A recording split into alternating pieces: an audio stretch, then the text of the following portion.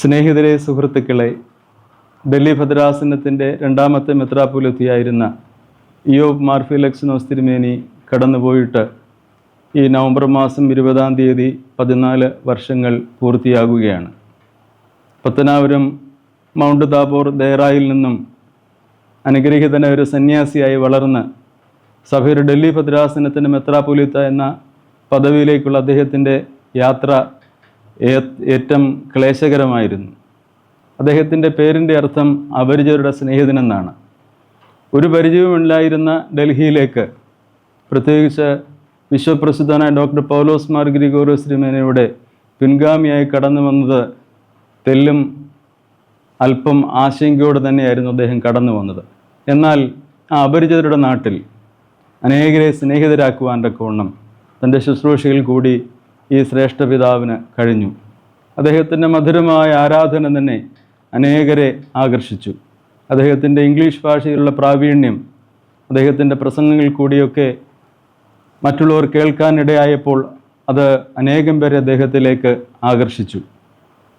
പൗലോസ് മാർ ഗ്രിഗോറിയോസ് തിരുമേനി ആരംഭിച്ച ഒരുപാട് പദ്ധതികൾ ഇയോബ് മാർ ഫീലക്സിനോസ് തിരുമേനിയുടെ പൂർണ്ണതയിലേക്ക് എത്തിച്ചേരുവാനിടയായി. ഡൽഹി സിറ്റിയിൽ തന്നെ 13 ദേവാലയങ്ങൾ, പേരെടുത്ത് കഴിയുന്ന പ്രശസ്തമായ വിദ്യാഭ്യാസ സ്ഥാപനങ്ങൾ, ഇതൊക്കെയും ഇയോബ് മാർ ഫീലക്സിനോസ് തിരുമേനിയുടെ കാലഘട്ടത്തിലെ വലിയ സംഭാവനകളാണ്.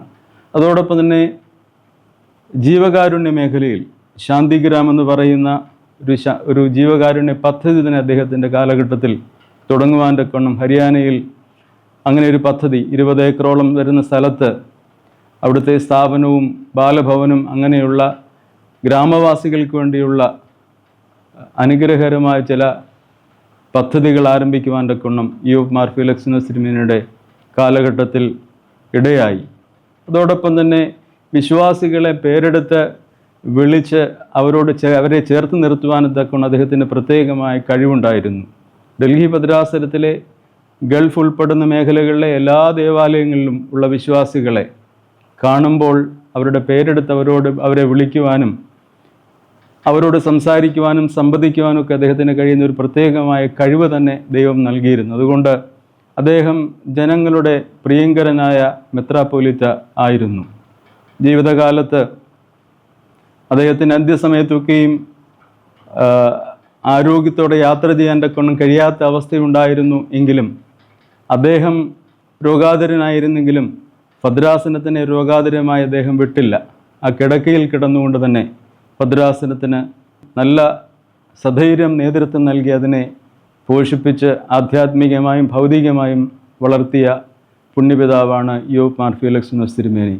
ഈ ശ്രേഷ്ഠ പിതാവിൻ്റെ ഭവ്യമായ ഓർമ്മയിൽ എല്ലാവിധമായ ആദരവുകളും സമർപ്പിക്കുന്നു. ഈ ശ്രേഷ്ഠ പിതാവിൻ്റെ ഓർമ്മ നമുക്ക് വാഴുവിനായി തീരട്ടെ.